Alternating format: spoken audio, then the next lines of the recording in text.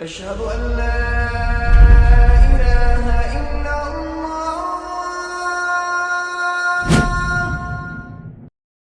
الله. بسم الله والحمد لله والصلاة والسلام على رسول الله وعلى آله وصحبه من والاه. أما بعد, we continue with the fiqh of marriage series, or Umdat Al-Fiqh, but we're still in the topic of marriage. And the last lesson we spoke about rulings related to breastfeeding. The only thing that we add on, and just to reaffirm because it's the last thing that is mentioned, is that if a person finds out that him and his wife were actually breastfed 5 full breastfeeds under the age of 2 by the same woman, so now they're brother and sister in breastfeeding, then automatically their marriage is cancelled, it's rendered void. If the husband says, or the husband claims that I am her brother in breastfeeding, even if he doesn't have proof, but the husband claims that I am her brother in breastfeeding, then also now the marriage is cancelled. Why? Because he has the right to divorce. He has the right to divorce. So when he makes a claim that now is going to constitute divorce or the cancellation of the marriage, then that also falls. If she claims without proof that that's her brother from divorce, then the marriage is still valid. It's still there. Now, why? Because unless she has proof, she's not the one that initiates the divorce. Okay? So this is the last thing that we add. The other stuff, as we mentioned, the things which are extra fiqhi, or they're to do with slaves, etc., we're going to skip over because unless you want to be, inshallah, ulama, which is very good. Very good. If you want to be ulama, you have to sit there and really figure out what he's trying to say, then you'll be fine, inshallah. But if not, you just want to come Wednesday night, have a chocolate and sit in the crowd, then inshallah azza wa jal, we'll just take the very relevant stuff. We move on to the chapter Bab Nikah al-Kuffar, the chapter on marriage of and to the disbelievers. This is very important because of the disbelievers, when they get married, before they become Muslim, there is Islamic rulings associated to that. And to the kuffar, because there are cases where the Muslim man may marry a disbelieving woman. So both of them are important, especially in Australia, where this is going to happen a lot more than what would happen typically in a Muslim country. The author, rahimahullah, he says, لا يحل لمسلمة نكاح كافر بحال, that it is not allowed for a Muslim woman to marry a disbeliever ever. There is never a time, there is never an example where a Muslim woman is allowed to marry a disbelieving man. Very important. There's a sin and there's kufr. And a sin can become kufr if you believe that that sin is halal. Example, drinking alcohol. Is drinking alcohol a sin or is it kufr? It's a sin. When can drinking alcohol become kufr? When you say drinking alcohol is halal. If a person says drinking alcohol is halal, even if he never has a sip of alcohol, he, ayadhan billah, has fallen into disbelief. Why? Because you've gone against clear-cut Islamic evidences. Anything that is ma'loom min ad-din bid-darura, known in the religion by necessity, if you go against that in belief, then that is considered, ayadhan billah, ridda. That's apostasy. So if, for example, now you ask any Muslim, eating bacon is a halal or haram, they are going to say haram. So everyone knows the ruling. So if you come to a person and they tell you that eating bacon is halal, ayadhan billah, and that's what they believe, then they've left the fold of Islam. Same thing when it comes to alcohol. This is another example of that. A Muslim woman is not allowed to marry a non-Muslim man.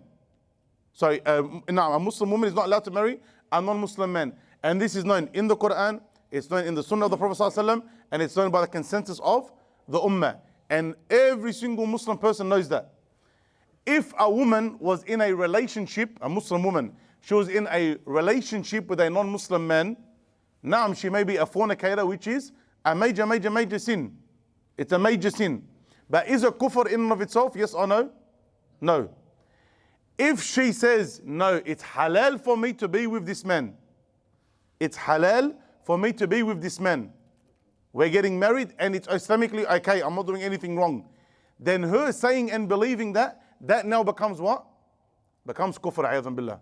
And I don't know why we have a problem in the Southeast Asian community with this. So you're now responsible for the fixing of this mindset, inshallah. I don't know why. Yani, every territory, every country, every people have their issues. This is like one of the only faults that I really find widespread with you guys. But you're going to fix that, inshallah. Inshallah. You become our ambassador. As for the Muslim men, وَلَا لِمُسْلِمٍ نِكَاحُ كَافِرَةٍ إِلَّا الْحُرَّةَ الْكِتَابِيَّةِ. And a Muslim man is not allowed to marry a disbelieving woman unless she is a free woman of the book. And she can't be a slave. A Muslim man is not allowed to marry a disbelieving slave. Don't worry about that. That's separate. No issue, inshallah. A woman who's free and she's from the people of the book, meaning from the Jews or from the Christians. There's a third condition before we get into this itself. The third condition is that she's muhsana. It's not mentioned here, but Allah Azza wa Jalla also says in the Quran, وَالْمُحْصَنَاتِ. Okay, the ones who are chaste, the ones who are modest.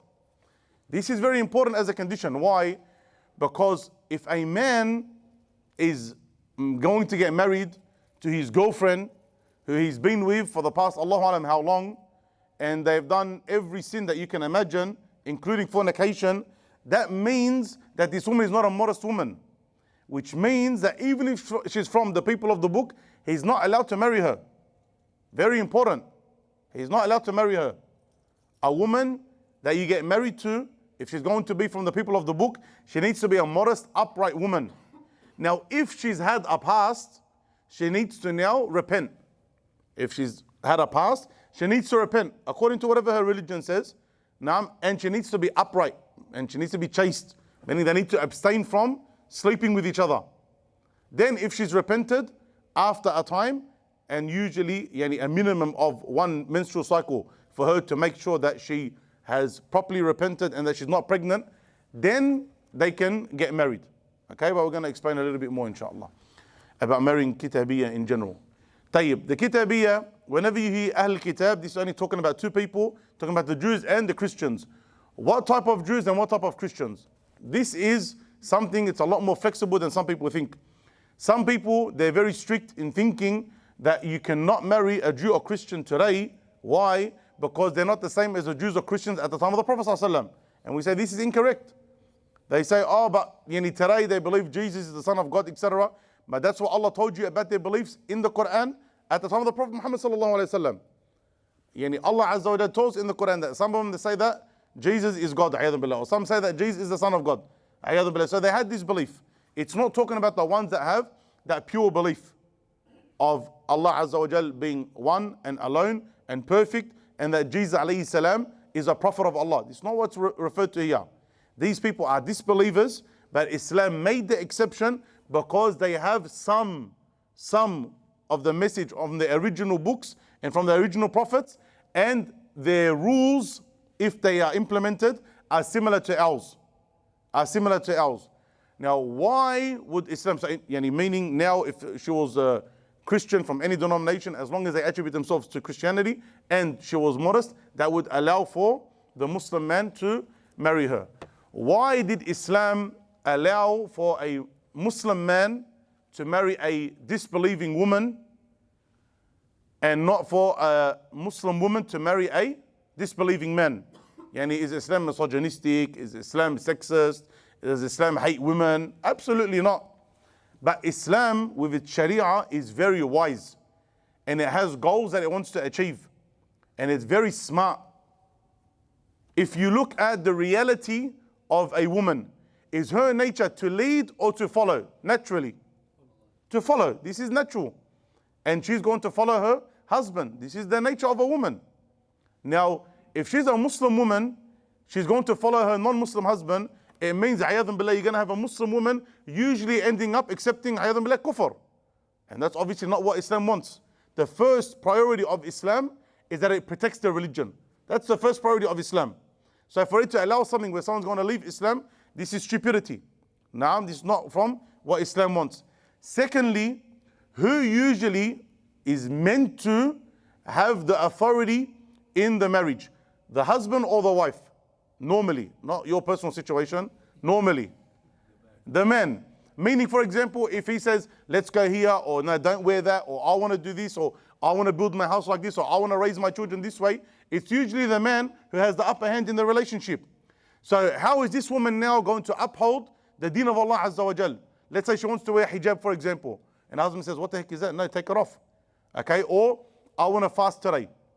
I want to fast Ramadan. No, we need to get out, my family's calling. Or I don't want to go celebrate Christmas. No, you have to come and celebrate with my family, etc. And because he's got the upper hand in the relationship and he's the authority figure, she ends up following him, or the children also will follow him. And this is not what Islam wants.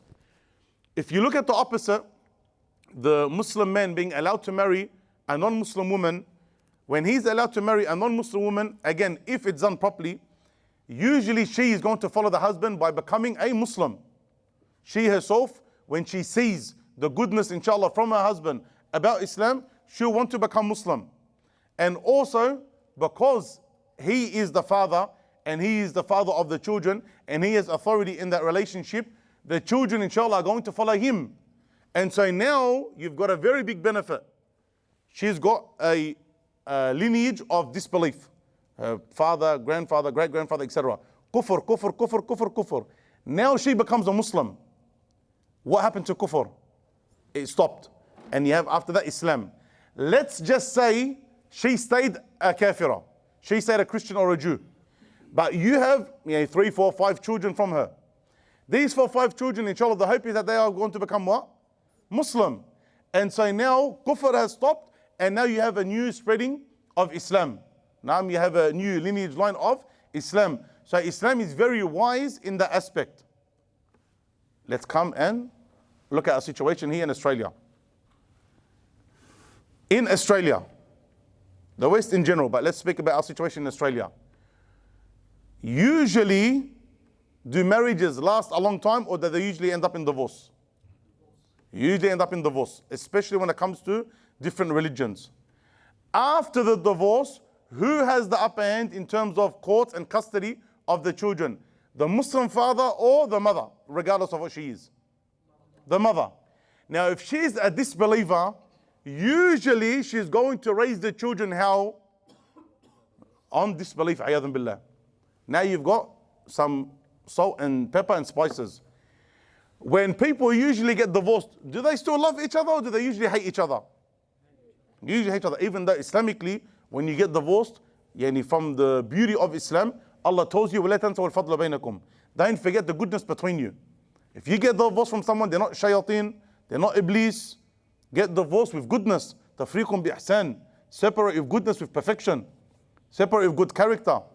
Now you get divorced, no problem, get divorced, but it doesn't mean that you attack each other and fight each other and try and make each other's life as problematic as possible, especially when it comes to the children. You need to look after the children. This is both of your responsibility. But in terms of the disbeliever, if she, when usually now they don't like each other anymore, now they hate each other, if she wants to get back at him, what does she know is going to kill him the most?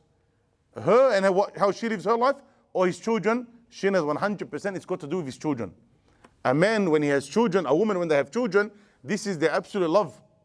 They love their children, a love that they didn't know existed.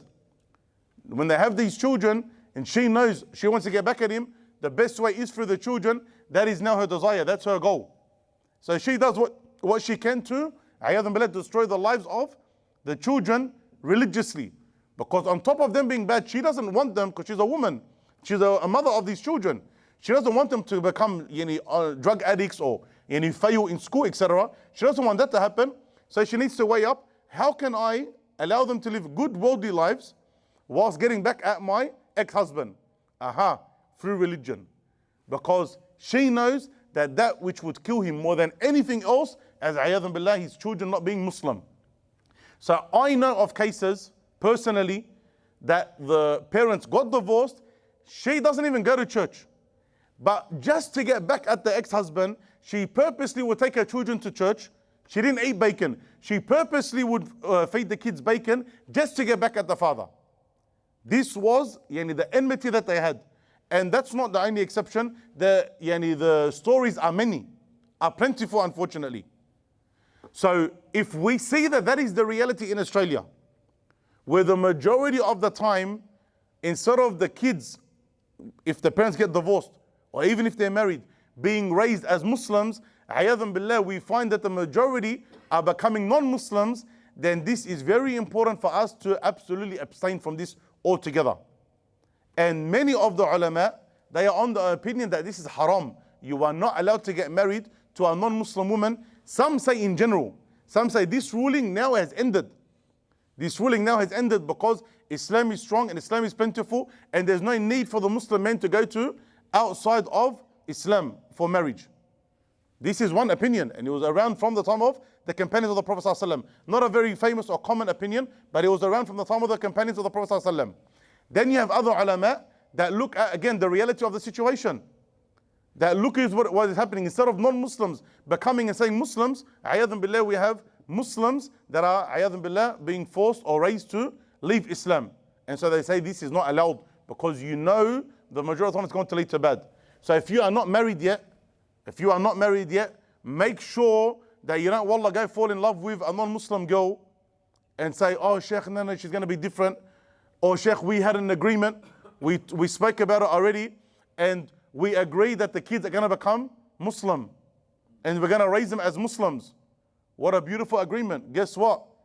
Habibi, when you are on lovey-dovey terms, you tell each other anything. She's going to keep that agreement when she hates you and she knows she wants to get back at you in any way possible. You think she's going to stick to that agreement? Absolutely not. Naam. Some guys, ayadhan billah, are even doing worse than that. And they're saying things like, Sheikh, we've come to an agreement. One kid Muslim, one kid Christian. One kid Muslim, one kid Christian. Other ones, Sheikh, we're not going to tell the children anything. We're going to, when they get older, they can choose what they want. Ayadhan billah. This is what Islam taught us. This is the responsibility Islam gave us. This is why the status of the parent is so high in Islam, for you to, ayadhan billah, make those types of mistakes. This is a massive problem. Okay, and it shouldn't happen. So if you're not married yet, don't even think about a non-Muslim. Don't even think about it. If she's a revert or if she becomes Muslim before you get married, this is a separate issue. This is a separate discussion altogether. Nah, but we're talking about one that says, I'm going to remain a Christian or I'm going to remain a Jew. This is something not allowed. I'm not going to say not allowed, but it's, as you know, one of the fatwa I wish I could just make flat rate for everyone, haram. If a person is married to a Christian, do your best to make sure that you give da'wah to your spouse. If you're a Muslim man married to a Christian woman, make sure, and it's already happened, it's done, it's finished, make sure that you are giving her da'wah to the best of your ability. And don't make her hate Islam for your bad actions. And even if she wants to remain upon kufr, make sure that you look after your children. You are obliged in Islam to raise them according to Islam. So you put them, for example, in Muslim schools, make sure they have Muslim friends, celebrate Muslim festivities, keep them away from kufr and shirk, teach them why and how Islam is correct, etc., etc., etc., and don't leave them, a'yadhu billah, in the dark and to say, yalla, figure it out later on. Why? Because as human beings, usually we're going to choose what's easiest for us. That's our nafs. Our nafs is usually going to choose what's easiest for us. And if she can, wallah, go wear short shorts and wear bikinis and go out clubbing, and then you tell her, no, don't choose that or choose hijab and don't do any of that. Usually the nafs is going to choose, ayadhan billah, the first. Now, until they get older and they realize, I wasted my life and maybe Islam was right. But by then, unfortunately, many, they are stuck in their ways and it's too hard for them to change.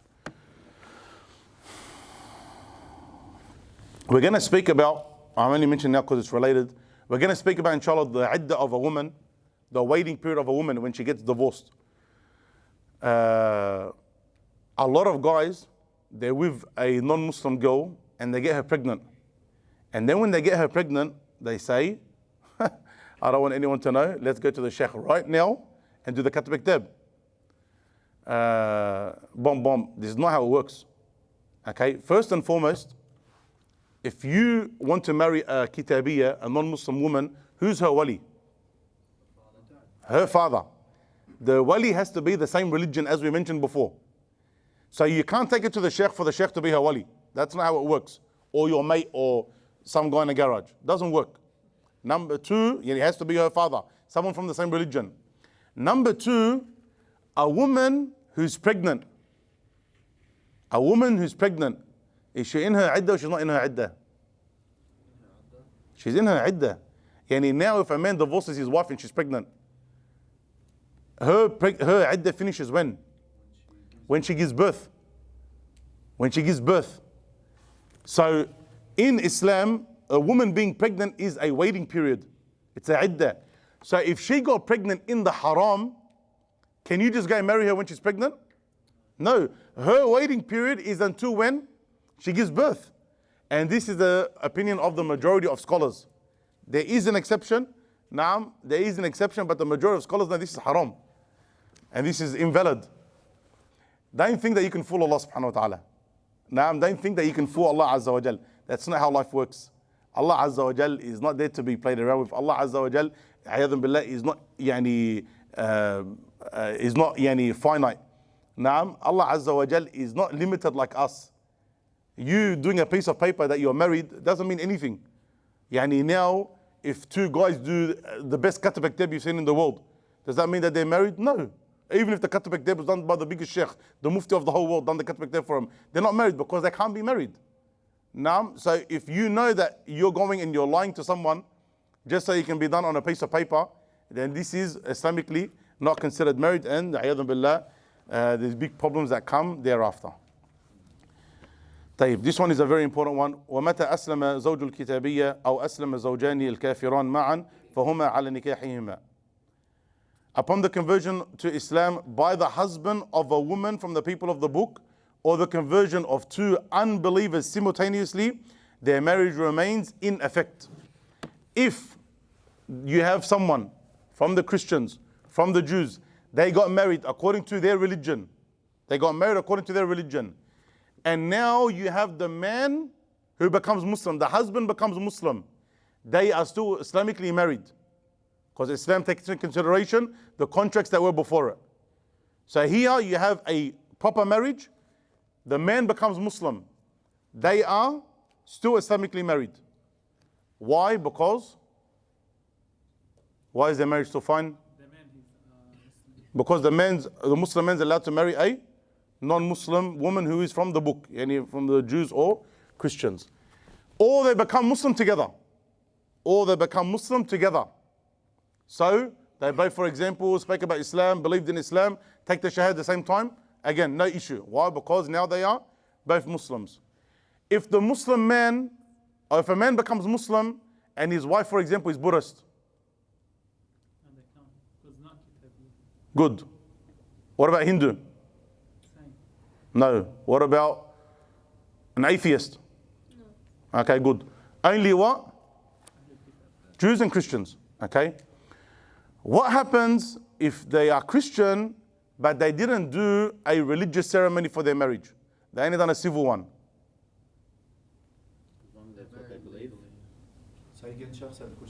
What happens if they weren't married in the religious way? They were married in only a civil ceremony. So according to their religion, they're not married. Let's say they're Catholics, and just as an example. And in Catholicism, you have to go to the church and get married by the father or the pope or whoever it is. And they didn't do that. They just went for a civil ceremony.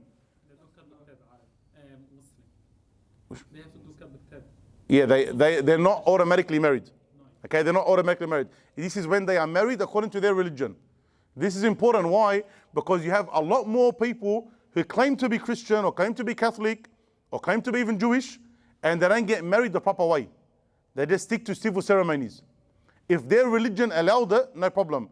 But the reality is they need to be married in holy matrimony. Naam. This is a big problem. What time's Aisha? Now we're going to get into something a little bit more harsh. But I'm thinking of maybe delaying it to next week. This is we're going to get into, inshallah, is what happens when the Muslim, the wife becomes Muslim. Because there are a lot more rulings associated with that. Maybe leave it to next week, so you have a bit more brain power. Wallah, you have energy. Allah. طيب. وإن أسلم أحدهما غير الزوج الكتابية أو ارتد أحد الزوجين المسلمين قبل الدخول انفسخ النكاح في الحال.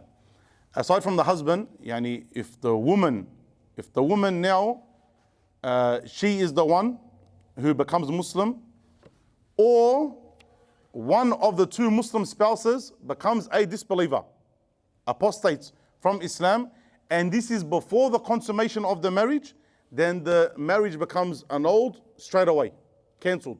Before they are, you know what was surprising, Anjad? A lot of people don't know what the word consummate means. Naam, yani, these kids. Wallah, I've got messages from grown men. Some, I think they were in university, and they're like, Sheikh, what does this word mean? So when the husband and the wife play Monopoly or something. When the husband and wife do husband and wife things. Naam, yani, the older ones obviously understand, and the kids, inshallah, have no idea. Naam. So if the Muslim woman, yani the lady, the wife, she becomes Muslim before they consummate the marriage. Or the opposite case, you have two Muslims, and before the marriage, one leaves Islam, the wife leaves Islam. Naam. Automatically their contract is rendered void, cancelled, finished. As for after consummation, وإن كان ذلك بعد الدخول فأسلم الكافر منهما في عدتها فهو على نكاحها وإلا تبين أن نكاح انفسخ منذ اختلف دينهما. If this happens after the consummation, but the disbelieving spouse becomes Muslim before the end of the iddah, then their original marriage remains in effect. Otherwise, the marriage will be considered to have been annulled as of the time their religions differed. You have a Muslim couple, a non-Muslim couple, two Christians. The wife becomes Muslim. Now you have a case where there is a Muslim woman married to a non-Muslim man. Is that allowed in Islam? It's not allowed. Good. So what happens? Now the marriage is suspended. If this person becomes Muslim in her iddah period, which is, generally speaking, 3 menstrual cycles. We're going to speak about the specific iddah, and there's different iddahs, but just in brief, 3 menstrual cycles, or if she's pregnant until she gives birth. If he becomes Muslim in her iddah period, then the marriage automatically becomes an Islamic marriage, no problem. Automatically. If her iddah finishes and he did not become Muslim, automatically now their marriage is rendered void. Okay? Their marriage is cancelled and she can go and marry a Muslim man. Now what happens in the time that their marriage is suspended? There are a lot of rulings here. Okay? For a lot of women, they don't even know that this is Islamically their obligation. But in brief, because now their marriage is suspended, all of the things that would normally be halal are now considered haram. Just like your driver's license. It's suspended, you're not allowed to drive. Very simple. Your marriage is suspended, the marital relations are not allowed to happen anymore. Okay? They're not allowed to marry anymore. They shouldn't be. The relationship, khalas, it's suspended. If she's able to leave the house that she's in order for her to be completely safe and upright and not have any issues with him, and that's ultimately best. That's ultimately best. Now, especially if she knows that she's not going to be able to stop him if he wants to have marital relations. So now the marriage is suspended. If he becomes Muslim in the iddah period, alhamdulillah, beautiful. If he chooses to remain a disbeliever, then automatically this means divorce Islamically. Okay, so this is very important. If she can cover up in front of him, everything needs to happen. When a person becomes Muslim, and this is why I didn't want to get too into it. When a person becomes Muslim, all of the rulings now become an obligation upon them. This is very important. When a person becomes Muslim, automatically now all of the obligations become applicable to that person. So they need to pray 5 times a day. The woman needs to wear hijab. All of the rulings in Islam need to be applied. We advise based on wisdom, na'am, for a person to ease their way into it, and Islam is a little bit more flexible okay, in some matters. And we told the people, it's better for you to be a Muslim that is sinning than ayadhan billah for you to be a disbeliever. So this is why we're not extremely strict, especially on reverts. Naam, but they need to be doing what is necessary for them to build themselves up to that level of praying 5 times. 5 times a day, they have to pray. Naam, but in terms of saying in Arabic, khalas, you have a bit of time. Okay, read off the chart, no problem. Naam, in terms of wearing hijab, hijab is an obligation. Naam, but if there are circumstances, is some flexibility. Okay, other rulings in Islam, maybe there are certain addictions to certain substances, it's an obligation upon you to leave it straight away. But if it's hard at the beginning, again, there's some flexibility. Don't leave it, don't leave Islam, okay, because you can't leave that sin straight away. Stay a Muslim, even if you're sinning, and work your way up until you're strong enough to leave it, inshallah. But in terms of the rulings, they become applicable straight away. And this is why it's very important that when we want to give someone da'wah or someone wants to become a Muslim, they understand what it means to be a Muslim. We are allowing people to become Muslim and we're not actually making their foundation strong. And the foundation of Islam is La ilaha illallah Muhammadur Rasulullah.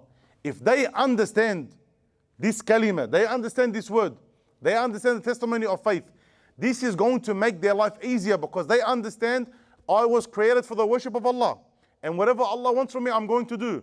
And if that means that I need to leave the person that I love, no problem. Why? Because that person that I love is not going to benefit me in the hereafter. He's not going to take my hand and open the gates of paradise. He's not going to stand there blocking the hellfire away from me. He's not going to bring me success in this world. He's not going to bring me harm in this world. All of that is in the hands of Allah. So if their foundation is set, their foundation is strong, these things become easier. But a lot of people, when they give da'wah, they're focusing on aspects of Islam, and that usually leads to weak iman. So when they're confronted with things like this, some will actually say, no, if that's the case, I don't want to be a Muslim. But didn't you believe? How can you say, I don't want to be a Muslim because of something like this? Yes, of course, it's hard. Of course, there's an emotional struggle, without doubt. But if you believed, and you believe that your hereafter is dependent upon this belief, and you believe that your success in this world is dependent on this belief, then how can you say, I'm going to give it up for something that I know is not going to harm, not going to benefit, and it's going to lead to an eternity in hellfire? How is that logical? Now, but because they don't have that sound iman, this is why a lot of them are falling into major issues. Okay, and a lot of reverts leave Islam because of emotional problems like this, emotional issues like this. And that usually comes back to when they first became Muslim, there was something that attracted them to Islam without them being given a proper understanding of what Islam is and what Islam wants from them. So this is very important when you give da'wah to someone and when they become Muslim, not to simply rush just to get their shahada and say Alhamdulillah and Allahu Akbar and give them a hug and a kiss. No, take your time in explaining Islam, let them understand Islam properly so that inshallah they don't have this issue. Naam, but if she becomes Muslim, then this is where we as a Muslim community need to do our best to support. And this is, again, part of a bigger problem of being a Muslim minority in a non-Muslim country. That we don't have the government services that would be readily available if there was a Muslim state. Now, if there's a Muslim state, someone wants to become Muslim, done, finished, khalas. They're looked after, they're protected. Just like when the disbelieving women wanted to leave Mecca to go to Al-Madinah, to live amongst the Muslims were able to protect them. But ayadhan billah, now you have Muslim girls, they become Muslim and they're stuck because they have nowhere to go. And some of them leave Islam because of that problem, because it's too hard.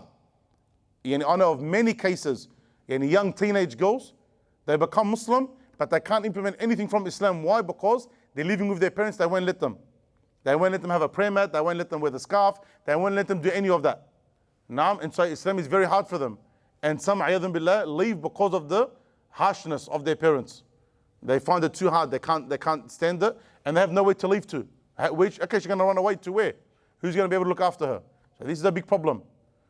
And this is why we said in our Saturday lesson a couple of weeks ago, we as a Muslim community need to be planning for the future. We have so many things that we need to find solutions for. And that requires a lot of people, it requires a lot of time, it requires a lot of sacrifice, it requires a lot of money. So make sure you are doing what you can to assist the Muslim community, and this is an example of that. Inshallah Azza wa Jal, we'll stop here and continue next week. هذا والله أعلم. صلى الله عليه وسلم محمد وعلى آله محمد وصحبه أجمعين.